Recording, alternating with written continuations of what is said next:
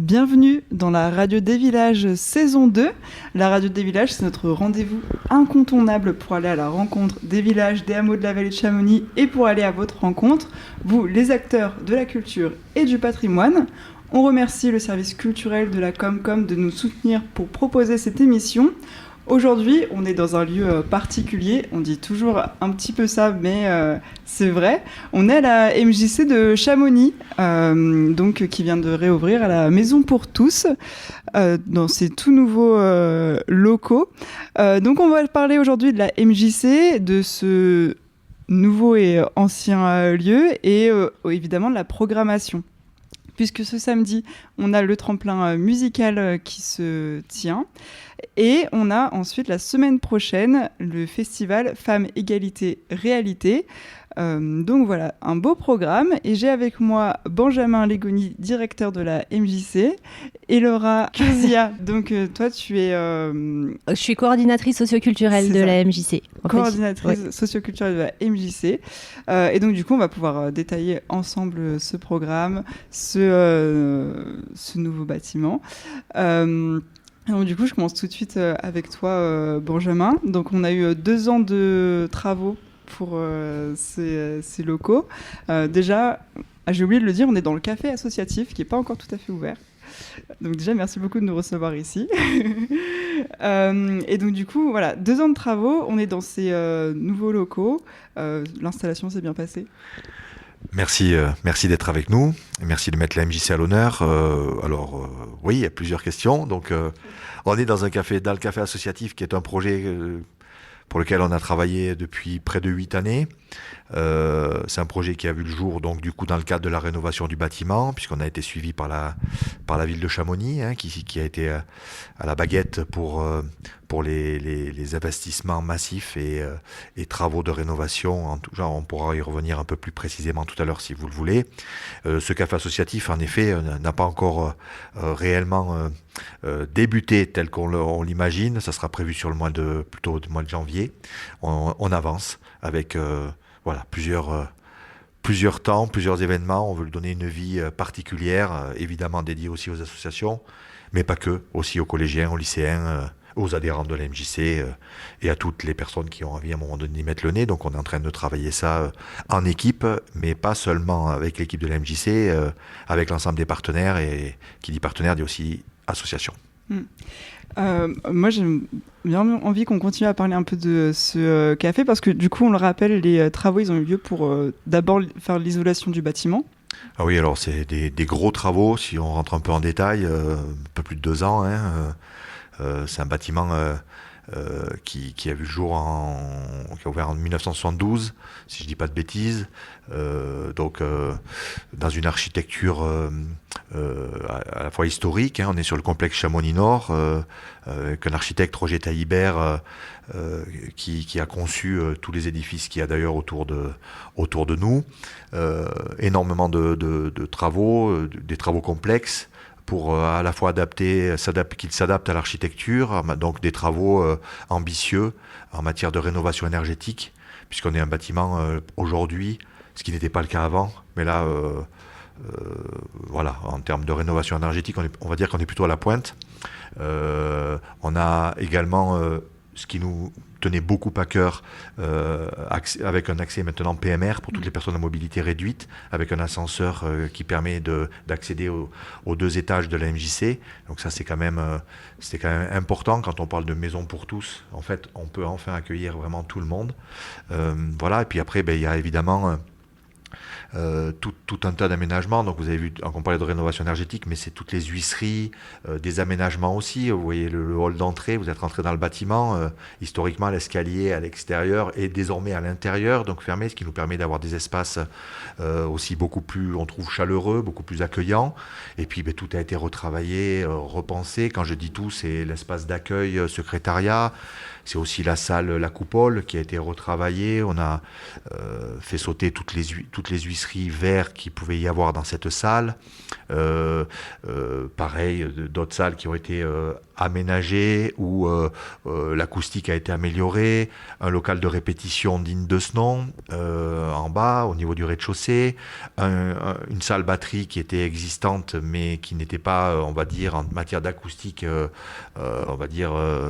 adapté, et là aujourd'hui on a des espaces comme cela pour mettre en œuvre le projet associatif de la MJC, le développement de ses activités, de nos activités, permettre d'envisager la vie telle qu'on l'a toujours faite, mais alors là en étant je dirais un peu plus optimal en matière d'accueil, de confort, puis de savoir quand même qu'on contribue un peu moins au réchauffement climatique et à toutes malheureusement ces incidences. On ne peut que s'en réjouir.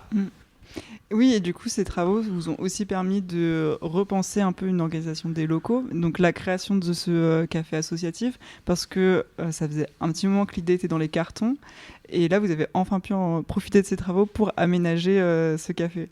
C'est ça, c'est une salle qui existait. En fait, on avait 2 salles dans cet espace-là. On a fait le choix de n'en faire qu'une, mais tout en maintenant une cloison, des portes en tout cas, qui permettent de regagner l'implantation initiale, ou de n'être plus qu'un seul espace en fonction des temps. Ce café associatif nous est cher parce que on est dans une maison des jeunes et de la culture, on est dans une maison pour tous. Donc la dimension accueil, café,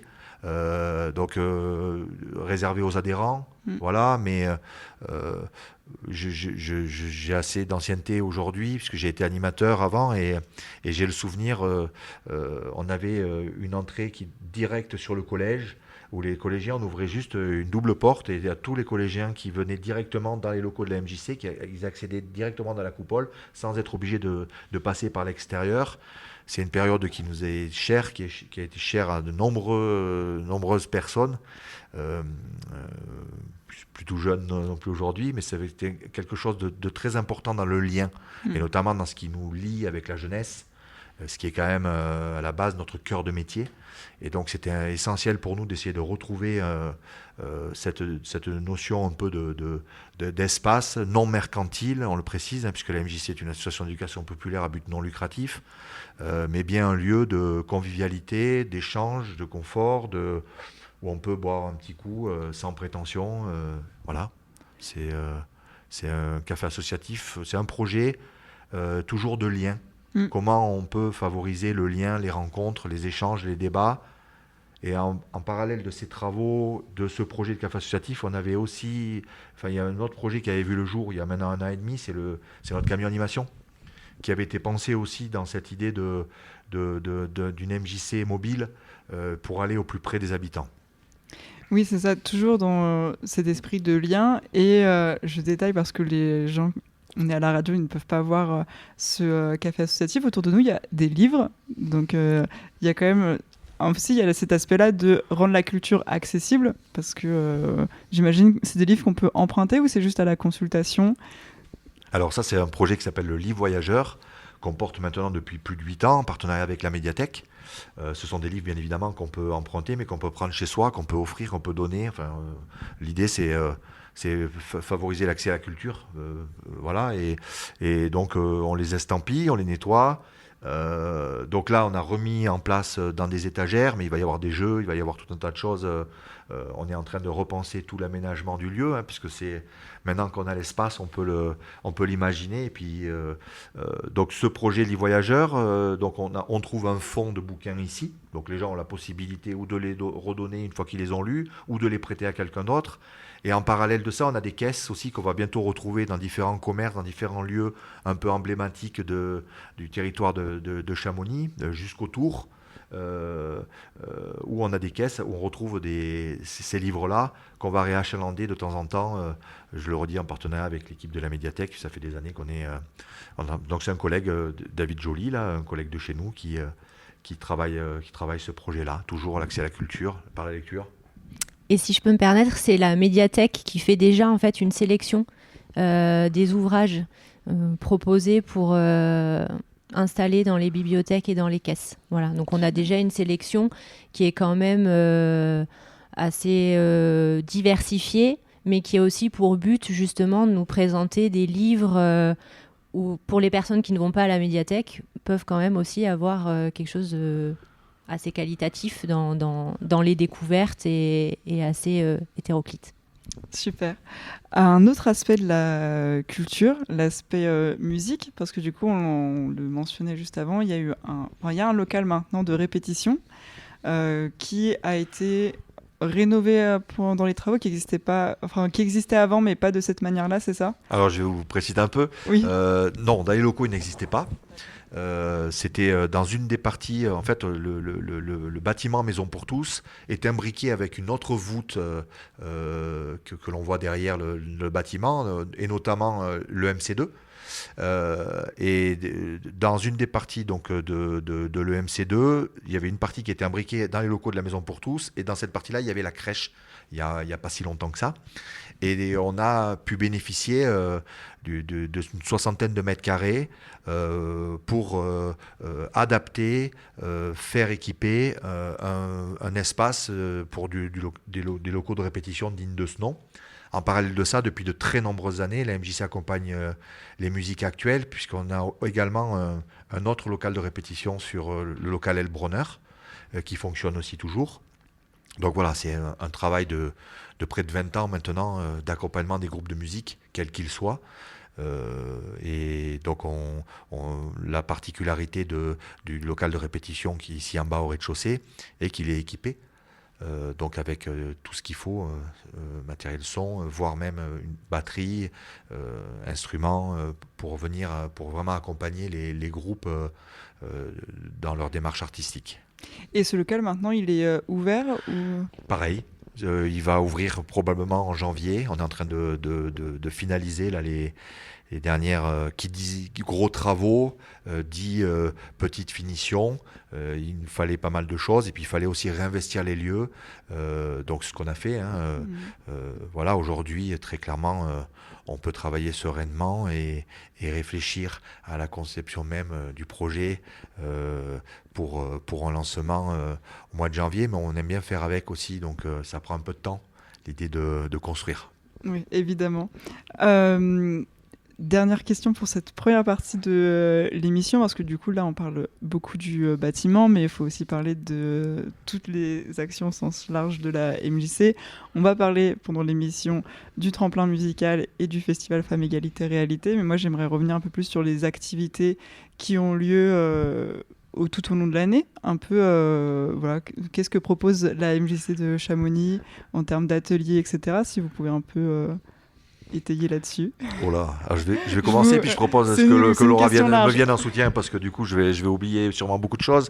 Bon, la Maison des Jeunes de la Culture, du coup, je le redis, est une association d'éducation populaire à but non lucratif, et donc l'objectif est de proposer tout un tas d'outils, d'animations à vocation culturelle et ouverte à toutes et tous. Voilà, ça c'était le premier point. Donc, pour travailler son projet associatif, le conseil d'administration qui est composé de membres élus, avec l'équipe de professionnels de la maison, on conçoit tout un projet qu'on va décliner en différentes actions.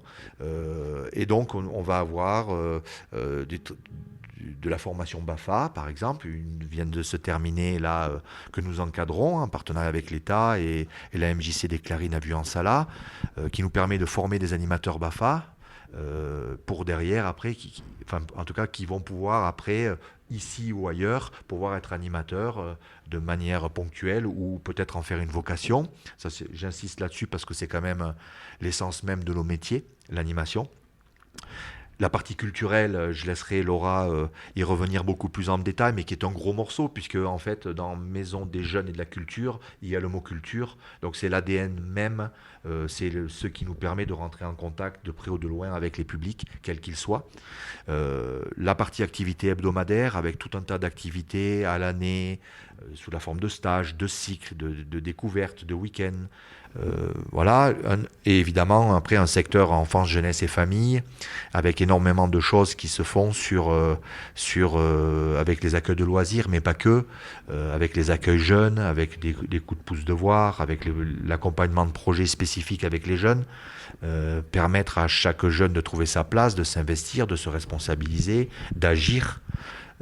Voilà, et puis autour de tout ça, il y a aussi donc les séjours, il y a des médiations scolaires. Nous travaillons beaucoup avec les établissements scolaires, en nous appuyant à la fois sur des programmes, mais aussi sur ce qui nous semble être, nous, indispensable, la lutte contre les discriminations, la sensibilisation, le questionnement sur le monde. Et Dieu sait que ce monde nous interpelle, l'analyse systémique des médias, faire tomber les préjugés, les représentations, la manipulation par l'image, enfin ce sont des exemples, la question de la sensibilisation, la sexualité, le consentement, le rapport à l'autre, l'altérité, ce sont des choses quand même qu'on essaye de travailler sur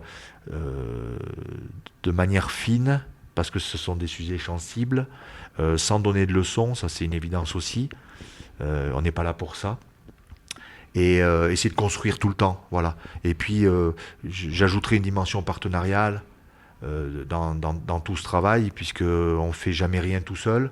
Et on le verra peut-être, Laura pourra, l'exemple du Festival Femmes Égalité de l'édition qui arrive, pour moi est un bel exemple de travail en commun et de mise en commun autour de sujets pour lesquels nous sommes très sensibles et nous ne sommes pas seuls. Voilà. Super. Du coup, Laura, tu veux un peu étayer sur le programme socioculturel ? Oui. Alors en fait, c'est important de dire que ça fait plusieurs années effectivement que la MJC essaie de toujours appuyer l'importance en fait de la culture au sens large. Et en gros, le conseil d'administration a décidé il y a quelques années justement de valoriser cet aspect en créant un poste qui s'appelle coordination socioculturelle, voilà, pour justement amener toujours plus en fait on va dire de projets communs, et ne serait-ce que projets communs au niveau des différents secteurs de la MJC, mais aussi projets communs pour ouvrir avec plus de partenariats et renforcer justement ce tissu associatif et aussi institutions culturelles sur le territoire. Donc c'est pour ça que justement, déjà on ne l'a pas forcément précisé, mais la MJC fait partie d'un réseau des MJC des Savoies. Et ça, c'est aussi une force pour nous, puisqu'en fait, on peut continuer de mettre en place des projets à l'échelle du territoire de Chamonix, mais aussi trouver en fait des forces vives, des inspirations, et puis des valeurs communes avec les autres MJC du territoire. Voilà. Et ça, dans nos pratiques, c'est vrai que c'est une force de pouvoir aussi voir ce qui se passe au sein des autres MJC de notre territoire, voir ce qu'ils mettent en place, comment est-ce qu'ils travaillent avec les publics. Et ça permet du coup de se former sur des outils qu'on va utiliser après au sein des établissements scolaires. On a parlé par exemple d'actions de sensibilisation au niveau de la sexualité, de l'affectivité, et on vient s'appuyer sur des outils qui ont déjà été proposés dans d'autres MJC, qui ont été créés par d'autres réseaux, et donc voilà, on peut comme ça s'inspirer et mettre en place des outils pédagogiques, mais qui sont aussi utilisés dans d'autres MJC. Voilà. Donc après, au niveau de la programmation socioculturelle, on a, on va dire, plusieurs temps forts sur l'année, puisque ça s'étend de septembre à juin. Et donc, on a le festival... Alors déjà, on fait partie du réseau Jazz Contrebande. Donc ça, c'est le premier festival, on va dire, après l'ouverture de saison qui s'inclut dans la programmation. Un festival transfrontalier qui se passe sur Suisse et sur France. Ensuite, on a donc le festival Femmes, Égalité, Réalité qui va arriver au mois de décembre. Ensuite, on retrouve le festival Rambaltaen, le printemps musical. Et puis, on a aussi les tremplins MJC musique actuelle, le tremplin guitare en scène, et puis la clôture de saison qui se fait souvent sur la date annuelle de la fête aux pèlerins. Voilà. Okay. Super. Et surtout, on peut retrouver un programme détaillé sur le site de la MJC. Oui, sur le site internet de la MJC, tout à fait. Tous les ateliers qui sont proposés. Je ne sais pas si c'est possible de rejoindre les ateliers maintenant, tout ce qui est atelier couture, etc. Si, bien sûr. En fait, en gros, les inscriptions débutent en septembre, mais tant qu'il y a de la place sur les ateliers et sur les activités, on ne refuse pas d'inscription, loin de là. Ouais. Voilà. Et si on est intéressé par quoi qu'il se passe à la MJC, on peut juste pousser la porte et venir poser les questions. Tout à fait. Il y a Lucille à l'accueil qui est là et qui reçoit toutes les personnes, puisque en fait, il y a d'autres acteurs au sein de la Maison pour tous. Il y a la MJC bien sûr, mais il y a aussi d'autres services. Comme France Service par exemple, et donc en fait Lucille reçoit et les adhérents de la MJC, toute personne qui a des questions sur l'asso et d'autres services, donc n'hésitez pas, elle est là. Super, et merci beaucoup. Merci beaucoup Benjamin. Vous avez... Je voulais juste rajouter, merci Laura de le préciser, donc le bâtiment Maison pour tous, donc il y a la MJC de Chamonix, puis après on a tout un tas de partenaires et des acteurs qui jouent un rôle aussi important, notamment je pense à France Service, on a aussi le logement solidaire, l'aide d'association à domicile, des permanences, la mission locale, jeunes, des permanences du conciliateur de justice, et c'est quand même très important pour nous parce que c'est un espace où il y a de la notion de service public, il y a la notion de proximité, d'aide, d'accompagnement, de soutien. Et je pense qu'en plein cœur de Chamonix, c'est essentiel aujourd'hui. Et d'ailleurs, on est très heureux de pouvoir réaccueillir le public tel qu'on aime le faire.